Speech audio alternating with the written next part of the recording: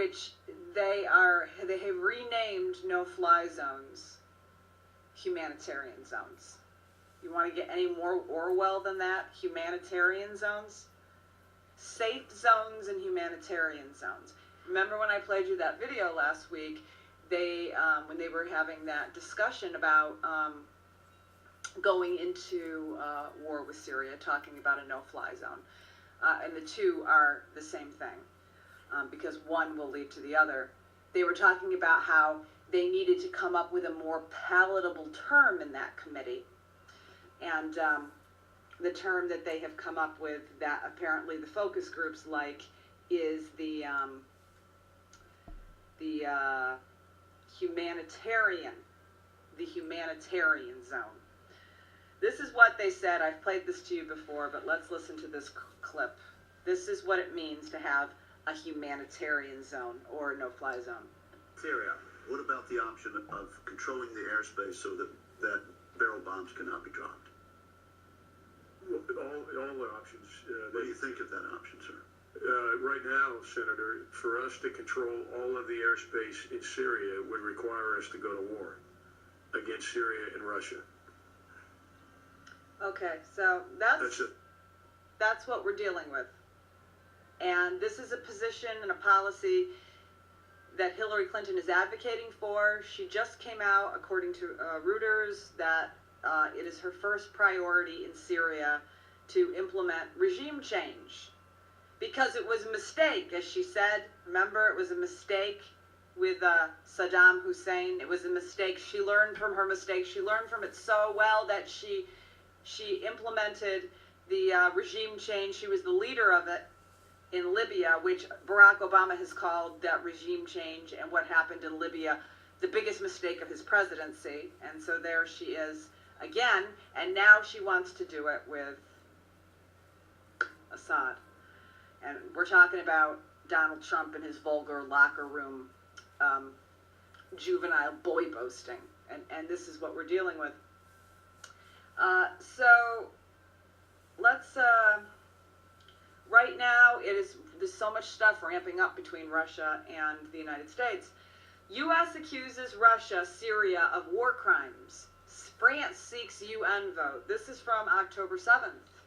This is from Friday. It's pretty rich for the United States, who has dropped 20,000 bombs on Syria since January, to be talking about committing war crimes in Syria. We have killed civilians on numerous occasions. The UN and human rights organizations have, various members of the UN and human rights groups and organizations have talked about our need to stop the bombing campaign. Oh no, we can bomb endlessly. We can bomb endlessly in the Middle East. That's not a problem. So, all of this, when you hear all of this, it's because they want to go in. They want to seize control. This is about territory. This is about wanting being able to develop a pipeline. This is wanting to have geographical control. This has nothing to do with the children of Aleppo. It has nothing to do with that. And but in the debate tonight, I'm sure Hillary Clinton will be trying to sell her deep, deep concern for the children of Aleppo as she advocates for regime change and a no-fly zone, which we just heard the Joint Chiefs of Staff chair say will put us into war with Russia and Syria.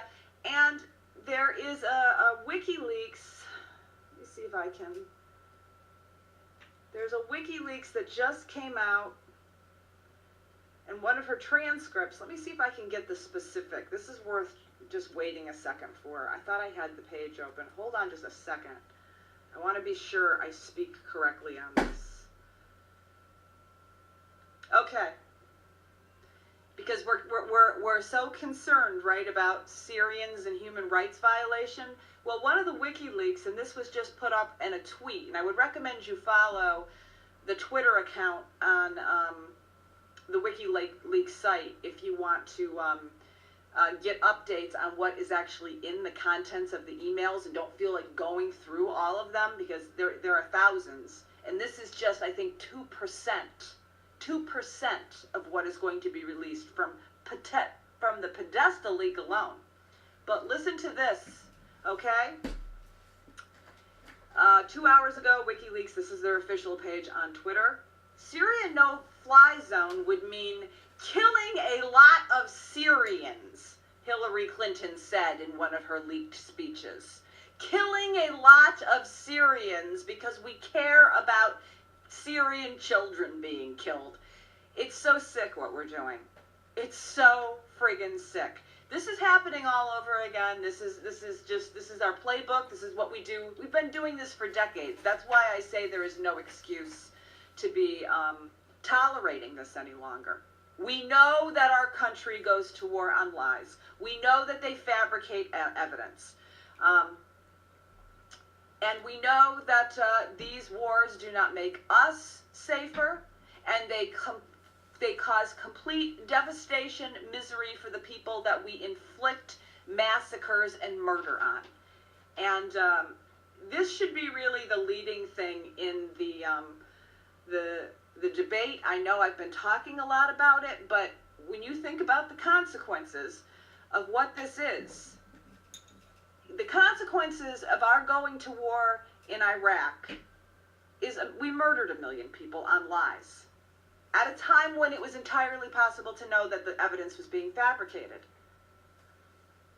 1 million people. Can you imagine if another country killed 1 million people here? Can you imagine 1 million people in America being killed and millions more being turned into refugees? Can you imagine that? And someone who keeps advocating for that exact same policy that kills women and children on lies, kills women and children on lies, kills women and children on lies, we have made that so normalized that we will be furious because Donald Trump will say that he can grab a woman's pussy if he wants, but we will think it's normal. We're so messed up and so brainwashed with thinking war is normal that we think that somebody who kills, who's willing to commit murder, mass murder on lies, is better on women and children, somebody who will kill them. Do you know how sick that is? Do you know how broken a culture we are, that this is what we accept as normal? When I say that, it's not defending vile words from Donald Trump, but if you look at it in the context of the consequences and the reality and the suffering it's caused, it's not even comparable.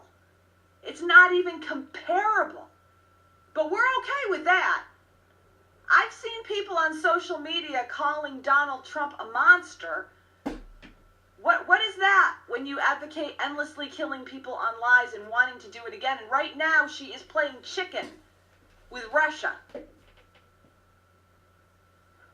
The reason the United States, these war hawks, these for-profit fossil fuel companies and manufacturers of war for profit are so interested in going into Syria is that what's happening is that you have Russia and Syria have an alliance. Russia has been invited into Syria by the legitimately elected leader of that country.